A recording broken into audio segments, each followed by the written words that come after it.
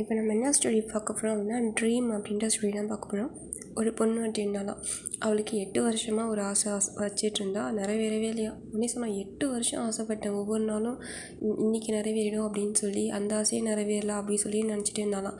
அப்போ பக்கத்தில் இருக்க சொன்னாலாம், நீயாவது 8 வருஷம், நான் 20 வருஷம் ஆசைப்பட்டேன், இன்னுமே நடக்கலை அப்படி சொல்லிகிட்டே இருந்தாங்களாம். இப்படி ஒவ்வொருத்தவங்களாம் ஒவ்வொரு ஆசையுமே சொல்லிகிட்டே இருந்தாங்களாம். ஒரு பொண்ணை கேட்டாங்களாம், உனக்கு என்ன ஆசை? ஒவ்வொருத்தவங்களும் ஒவ்வொரு ஆசை நிறைவேறல சொல்லிகிட்டு இருந்தாங்க, உனக்கு என்ன மாதிரியான ஆசை அப்படி சொல்லி கேட்டுட்டு இருந்தாங்களாம். அப்போ இந்த பொண்ணு சொன்னாலாம், 8 வருஷம் ஆசைப்பட்ட விருப்பமும் சரி, 20 வருஷம் ஆசைப்பட்ட விருப்பமும் சரி, இவங்க 2 பேர்த்தோட கண்ணிலையும் கண்ணீரே பார்க்கல. ஆனால்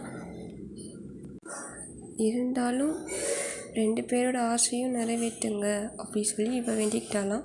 பட் ஆனால் ஏன் உங்களுக்குன்னு ஆசை இல்லையா அப்படி சொல்லி கேட்கும்போது சொன்னாலாம், நம்ம கூட இருக்கிறவங்களோட கண்ணீர் விடுறதை பார்த்தாலே நமக்கு வாழ்க்கையில் ஆசைப்படவே தோணலாம்.